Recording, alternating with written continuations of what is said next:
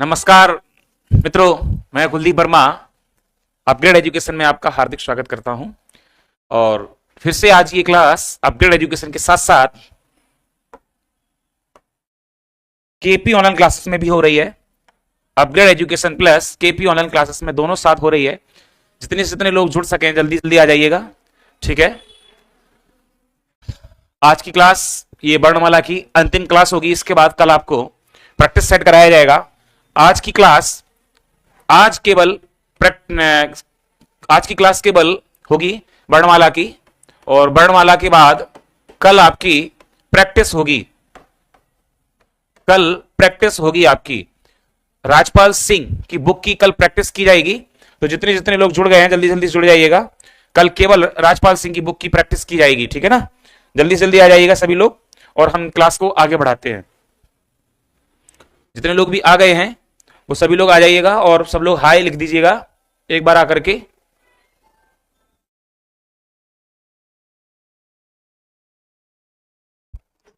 चलते हैं। तो कल हमने आपको वर्णमाला में को बहुत सी चीजें पढ़ाई थी। इसको थोड़ा सा आगे की तरफ चलते हैं। क्या लेना है हमें आज? व्यंजन की तरफ चलते हैं। व्यंजन हमने कल आपको पढ़ाया था, व्यंजन। और व्यंजन में जो चीज रह गई थी आज उसको पढ़ेंगे हम। अंतस्थ व्यंजन। कल मैंने आपको अंतस्थ व्यंजन पढ़ाया था। ऊष्म व्यंजन। ऊष्म व्यंजन चार होते हैं, सा, सा, सा और हा। चार होते हैं ऊष्म व्यंजन।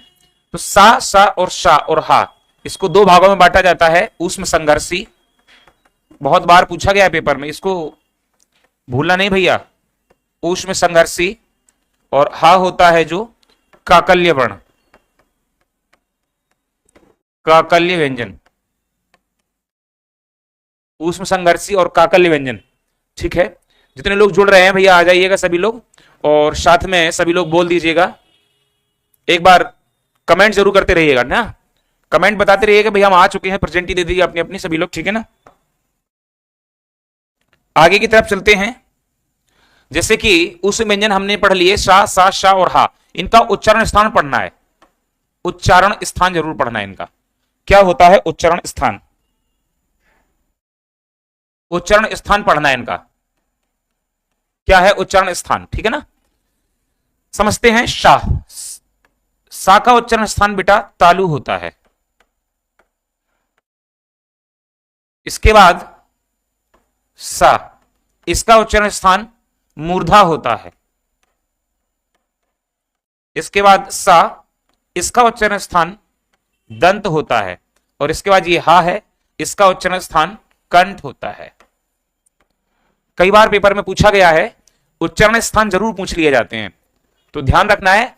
उस व्यंजन के बारे में हम बात कर रहे हैं, कल हमने अंतस्थ तक पढ़ा दिया था पिछली वीडियो में, ठीक है। सभी लोग आ जाइएगा। चलते हैं आगे की तरफ।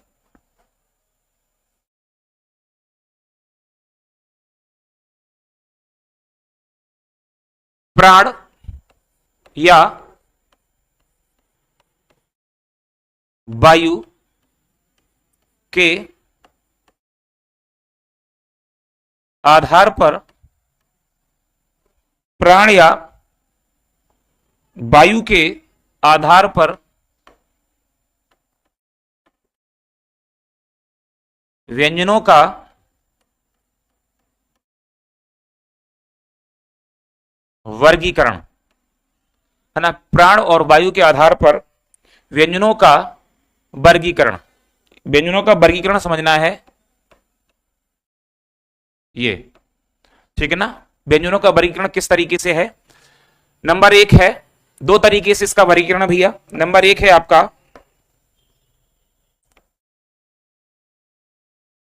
अल्प प्राण, और नंबर दूसरा है आपका महाप्राण। नंबर दूसरा है आपका महाप्राण। अल्पप्राण और महाप्राण। अल्पप्राण प्रत्येक वर्ग का जो वर्ग बताए थे हमने आपको, का वर्ग, चा वर्ग, ता वर्ग, प्रत्येक वर्ग का पहला, तीसरा, पांचवा एवं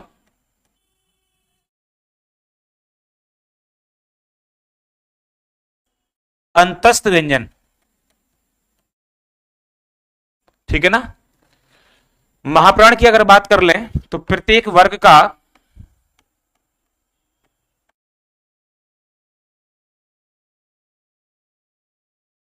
दूसरा, चौथा एवं ऊष्म व्यंजन। तो यहां देखेंगे, ठीक है, यहां देखेंगे क्या है, अल्पप्राण यहां लिखते हैं हम और महाप्राण यहां लिखते हैं, ठीक है।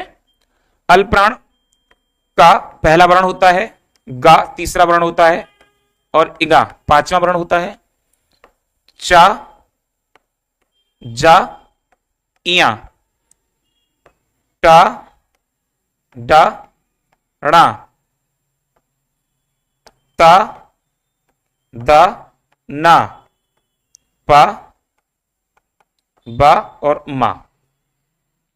साथ में इसमें क्या होता है, इस बात को थोड़ा समझेंगे, साथ में इसके क्या होता है इस बात को समझेंगे थोड़ा सा। इसके साथ होते हैं अपने, ये तो हो गए स्पर्श व्यंजन से, और या, रा, ला और वा, चार ये होते हैं। तो 15 ये हो गए अपने, 1 2 3 4 5 6 7 8 9 10 11 12, 15 ये हो गए आपके और 4 ये हो गए। तो 15 और 4 19। पेपर में पूछा गया है आपसे कितने अल्पप्राण स्पर्श व्यंजन होते हैं, पूछा जाए कितने अल्पप्राण स्पर्श व्यंजन होते हैं, कितने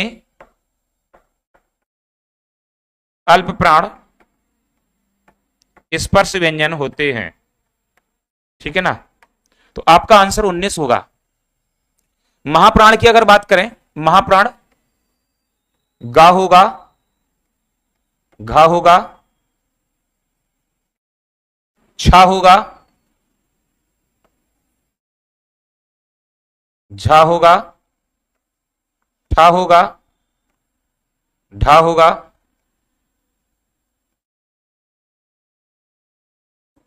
था होगा, धा होगा, फा होगा और भा होगा, और शा, शा, सा और हा होगा।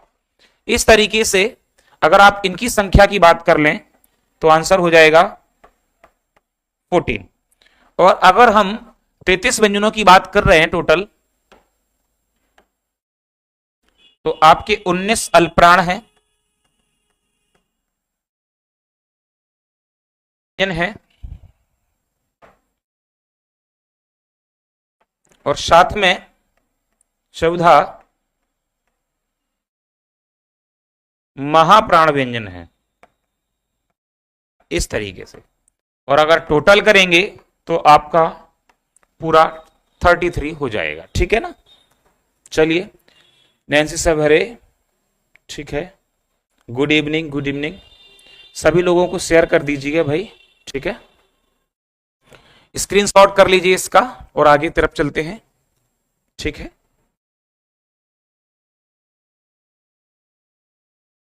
अगला करते हैं व्यंजन के बारे में, अगला पॉइंट पढ़ेंगे, ठीक है। घोषत्व या घर्षण के आधार पर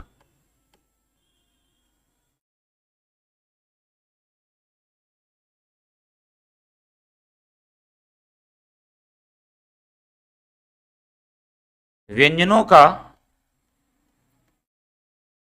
वर्गीकरण, व्यंजनों का वर्गीकरण। ठीक है ना भाई। तो इसके बारे में थोड़ा सा पढ़ेंगे, क्या है।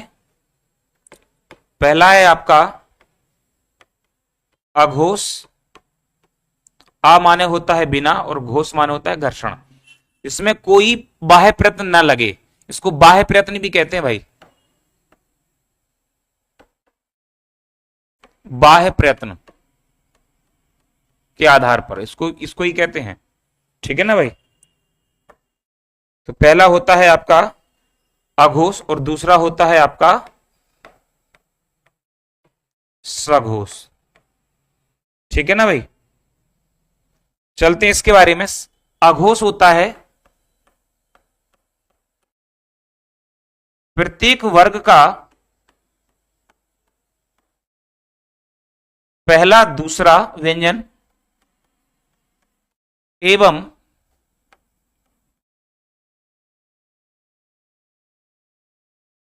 शा, शा और शा, ये तीनों व्यंजन होते हैं।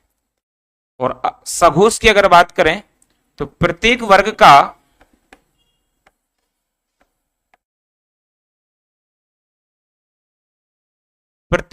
का तीसरा, चौथा, पांचवा व्यंजन एवं 11 ला और वा, हा, ये जो व्यंजन होते हैं वो सघोष होते हैं।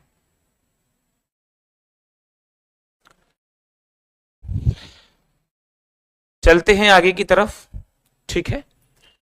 अघोष का मतलब होता है जिसमें घर्षण ना हो, सघोष का मतलब होता है जिसमें घर्षण हो। ये इसको घोष भी कहते हैं भाई, सघोष आ जाए या घोष आ जाए। ठीक है ना। तो जैसे समझेंगे, का और खा, गा, घा, इगा, चा और छा, इसके बाद जा, झा, इया, टा और ठा, इसके बाद डा, ढा, णा, ता और था, दा, धा, ना, पा और फा, बा, भा और मा। इसमें आता है भैया अघोष में शा, शा, सा। इसमें आता है या, रा, ला, वा और आ। ठीक है ना। नोट कर लीजिएगा जल्दी से।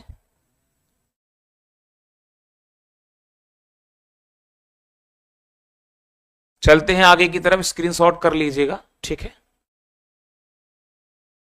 आगे की तरफ चलते हैं।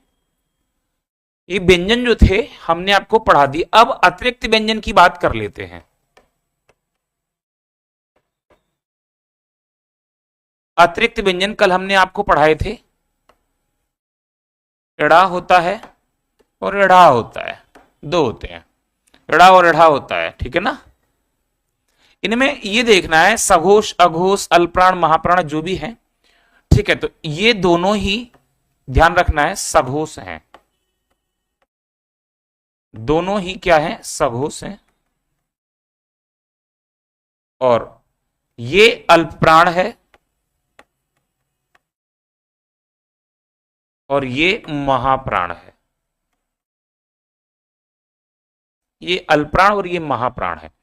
टा वर्ग देखते हैं, टा, ठा, डा और इसी के नीचे ये, इसी के नीचे ये ढा, इसी के नीचे ये, इसके बाद रणा। इस बात का आप जरूर ध्यान दीजिएगा, ये और ये दोनों, ये हम इसको सर्किल कर देते हैं, जरूर ध्यान देना है। देखो ये अल्पप्राण ये महाप्राण, ये अल्पप्राण, ये महाप्राण, ये अल्पप्राण, ये महाप्राण, ये अल्पप्राण। तो ये अल्पप्राण है, ये भी अल्पप्राण होगा, ठीक है ना। इसी से बना है ये, दूसरा गुण लगा करके, तो ये भी क्या हो जाएगा, अल्पप्राण हो जाएगा। देखो ये वाला महाप्राण है, चौथा वर्ण है ना, तो ये वाला भी क्या हो जाएगा, महाप्राण हो जाएगा। ऐसे आप इसको याद रख सकते हैं कि कौन सा अल्पप्राण है, कौन सा महाप्राण है, ठीक है ना। अगला, अतिरिक्त व्यंजन के उपनाम आप लोगों को पता होने चाहिए, कल ही मैंने आपको पढ़ाए थे। इनको द्विगुण कहते हैं, इसको ताड़नजात कहते हैं, इसी को उपसर्प कहते हैं, इसी को उत्क्षिप्त कहते हैं, इसी को आगत कहते हैं, ठीक है ना, इसी को मिश्रित कहते हैं, ठीक। ये आपको नाम पता होने चाहिए इनके, ठीक है ना भाई। आगे की तरफ चलते हैं। वर्णमाला में कुछ चीजें हैं, उनको आप समझ लेते हैं, ठीक है ना भाई।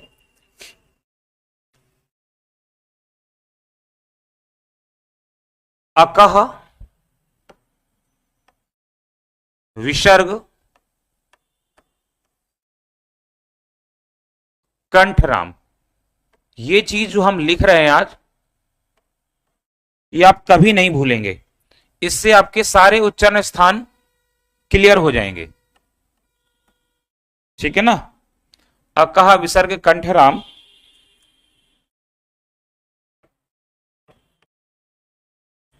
इचियस भी हैं, तालुराम, इचियस भी हैं, तालुराम।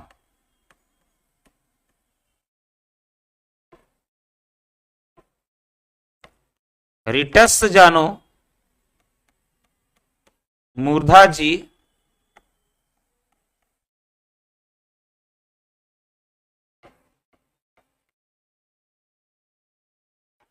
लतस पुकारो,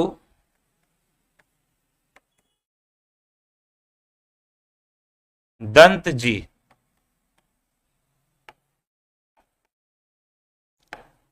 उप आते हैं,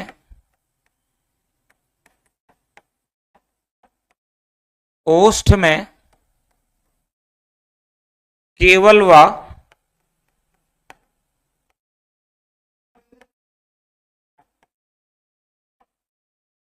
दंतोष्ठ में एय कहें,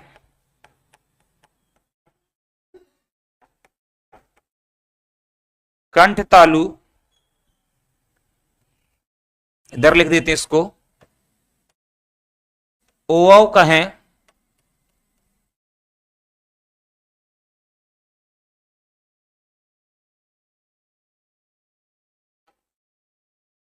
कंठोस में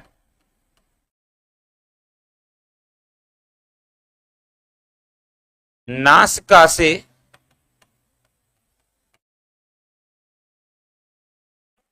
पंचमा अक्षर जिह्वा रखो,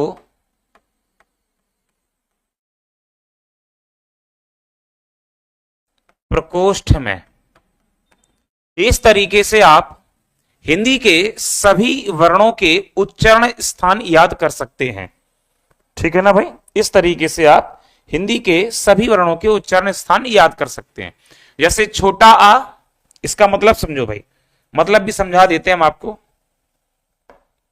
छोटा आ और इसी का जो सजाती है बड़ा आ, छोटा और बड़ा, का वर्ग पूरा, का, खा, गा, घा, इंगा और हा। और विसर्ग का मतलब है आहा, विसर्ग का मतलब क्या है, आहा। कंठ से बोले जाएंगे, कहां से बोले जाएंगे, कंठ से बोले जाएंगे। राम का अर्थ वायु से है, यानी कंठ वायु से बोले जाएंगे। छोटी ई और इसका सजाती बड़ी ई, चा वर्ग पूरा, चा, छा, जा, झा, इया और या, और ये तालुशा, कहां से बोला जाएगा, तालु से बोला जाएगा। री टा, टा वर्ग पूरा, टा ठा डा ढाड़ा और शा कहां से बोले जाएंगे? मूर्धा से बोले जाएंगे, है ना। ला, ता वर्ग पूरा, ता था दा धा न और सा कहां से बोले जाएंगे? आपके दंत से बोले जाएंगे। कहां से बोले जाएंगे? दंत से बोले जाएंगे, है ना। इस बात का विशेष ध्यान देना है। छोटा ऊ और पा वर्ग पूरा, छोटा ऊ और बड़ा ऊ, छोटा ऊ और बड़ा ऊ और पा वर्ग पूरा, पा फा बा भा मा कहां से बोले जाएंगे? ओष्ठ से बोले जाते हैं। इनका उच्चारण स्थान ओष्ठ से होता है। केवल वा केवल है जो दंतोष्ठ से बोला जाता है। कहां से बोला जाता है? दंतोष्ठ से बोला जाता है, दांत प्लस ओष्ठ की सहायता से। ए आय कहें कंठ तालु, ऐसा नहीं करना कि ए कंठ से आय तालु से, ऐसा नहीं करना है आपको। ए हो या आय हो, दोनों ही कंठ तालु के संयोग से बोले जाते हैं। ओ कहें कंठोस्थ से, कंठ प्लस ओष्ठ, कंठोस्थ का मतलब है, कंठोस्थ का मतलब है कंठ प्लस ओष्ठ। इसका मतलब यह है जो कंठ और प्लस ओष्ठ दोनों से बोले जाएं वो कंठोस्थ हैं।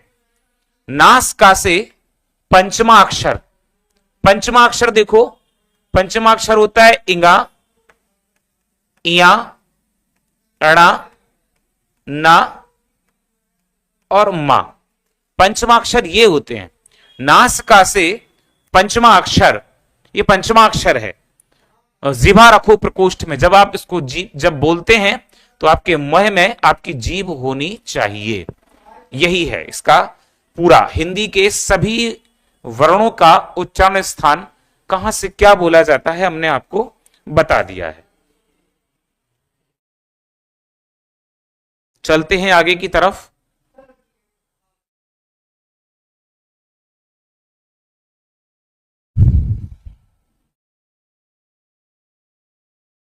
अगला है आपका, वो है आपका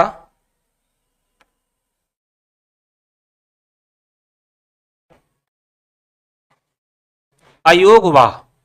क्या है भाई? अयोग वाय है। क्या होता है अयोग वाय? आ प्लस योग और वाह। इसका मतलब है, बाह का मतलब होता है कई अनेकार्थी अर्थ में बाहक होना या बोला जाना।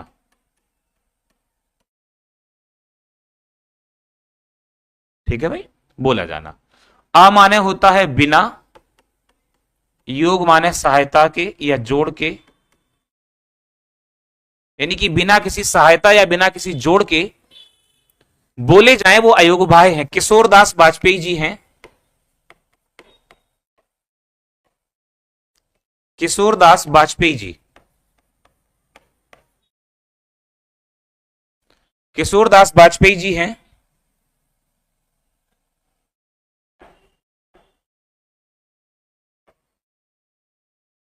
उनके अनुसार, किशोरदास वाजपेयी के अनुसार अयोग्यवाह शब्द का सबसे पहले प्रयोग किया गया। अयोग्यवाह शब्द का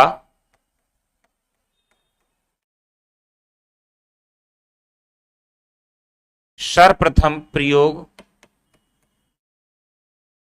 किशोरदास वाजपेयी ने किया है। और ये दो होते हैं, दो संख्या में कितने होते हैं अयोग्यवाह? अयोग्यवाह संख्या में दो होते हैं। पहला होता है अनुस्वार, दूसरा होता है विसर्ग।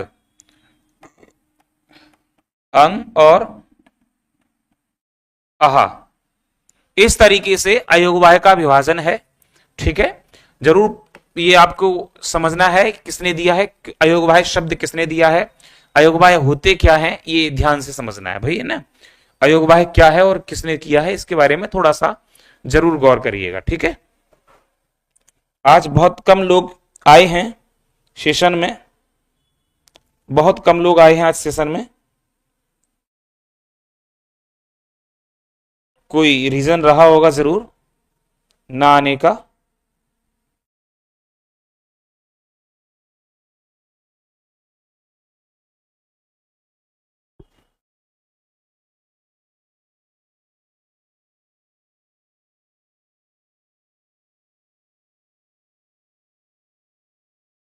आवाज भी क्लियर है?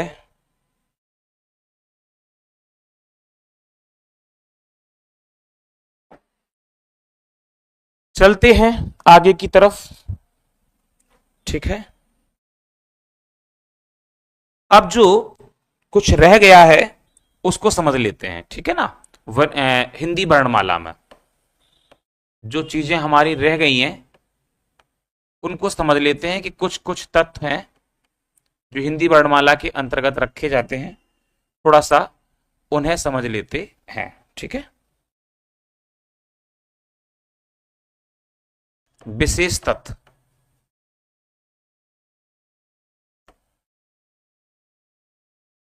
जैसे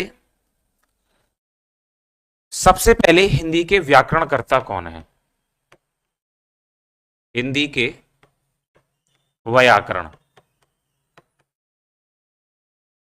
करता जोशुआ कैटलर। इससे पहले किसी ने व्याकरण के बारे में नहीं बताया।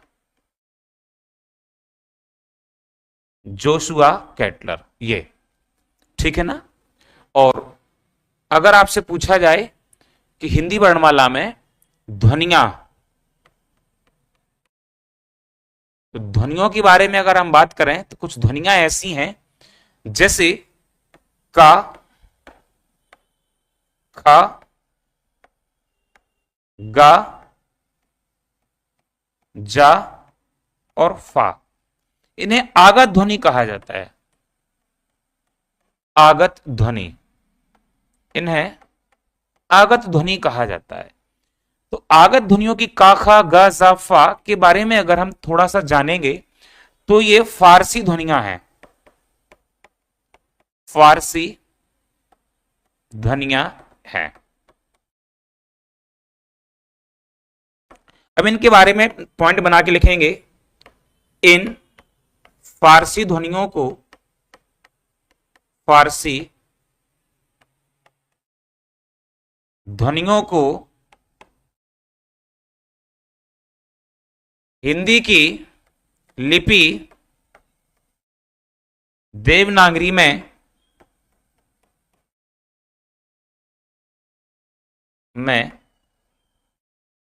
हिंदी की लिपि देवनागरी में राजा शिव प्रसाद सितारे हिंद, राजा शिव प्रसाद सितारे हिंद, ठीक है ना।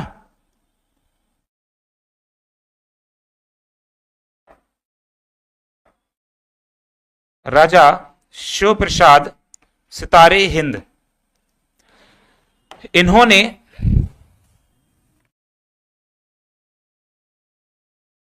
हिंदी की फारसी ध्वनियों को हिंदी लिपि में हिंदी की देवनागरी लिपि में ने लिखा एवं प्रयोग किया। बहुत ही महत्वपूर्ण पॉइंट है, बहुत ही इंपॉर्टेंट पॉइंट है ये। ठीक है ना, कि किस व्यक्ति ने, कौन से ऐसे व्यक्ति थे, कौन से ऐसे विद्वान थे जिन्होंने का, खा, गा, जा, फा फारसी ध्वनियों को हिंदी में उसकी देवनागरी लिपि में लिखा। यह अगर प्रश्न आपसे पूछा जाए तो याद रखना है ये किसने लिखा है, आपका राजा शिव प्रसाद सितारे हिंद ने। ठीक है ना, चलिए नोट करते जाइएगा, स्क्रीनशॉट लगा दीजिएगा इसके बारे में और आगे चलते हैं। ठीक है, जैसे और ध्वनियां हैं, जैसे संप्रक ध्वनि, संप्रक ध्वनि, ठीक है ना। दूसरी है आपकी द्वैत्व ध्वनि, द्वैत्व ध्वनि और संप्रक ध्वनि। इन ध्वनियों के बारे में जानेंगे अपन। ठीक है, क्या होती संप्रक ध्वनि? जब दो व्यंजनों के बीच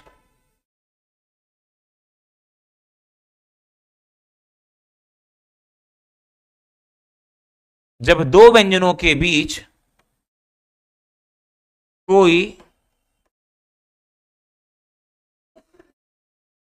अनुस्वार प्रयोग किया गया हो।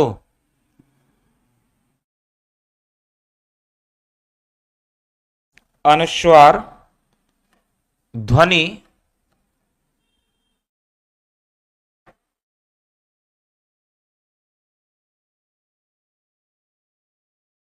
प्रयोग की गई हो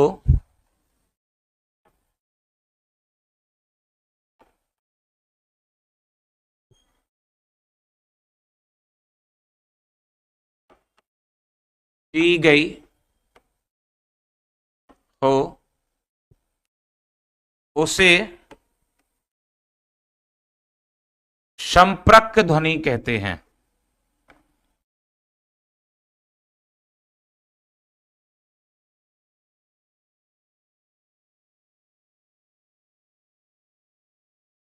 ये इसे उदाहरण के लिए ले लेते हैं। उदाहरण के लिए ले लेते हैं हम। क्या है इसका उदाहरण समझते हैं। जैसे कि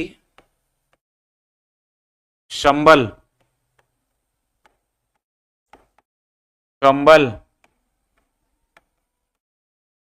बंदर,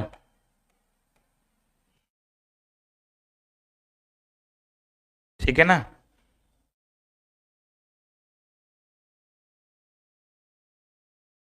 चुकंदर आदि।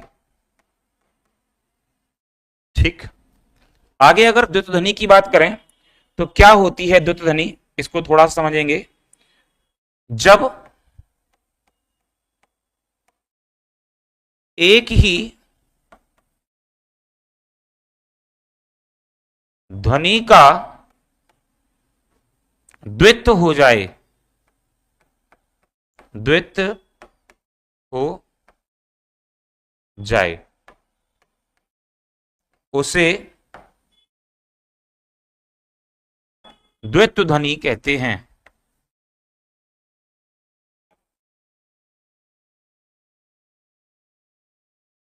कहते हैं उसे द्वित्व ध्वनि कहते हैं, ठीक है ना। जब एक ही ध्वनि का द्वित्व हो जाए तब उसे द्वित्व ध्वनि कहते हैं। जैसे कि कुत्ता। अब कुत्ता में एक ता आधा है, साथ में दूसरा ता मिला है, तो ये ध्वनि जो है वो द्वित्व ध्वनि है। कौन सी ध्वनि है? ये द्वित्व ध्वनि है। ऐसे उदाहरण के लिए अक्षुण, अक्षुण, अक्षुण में कौन सी ध्वनि है? द्वित्व ध्वनि है। प्रसन्नता, ठीक है ना। और आपका दिल्ली, बिल्ली आदि। आप समझ गए होंगे द्वित्व ध्वनि के बारे में कि हम क्या बताना चाह रहे हैं। तो ये द्वित्व ध्वनियां हैं आपकी, ठीक है ना। चलते हैं आगे। और कल आपकी प्रैक्टिस की जाएगी। कल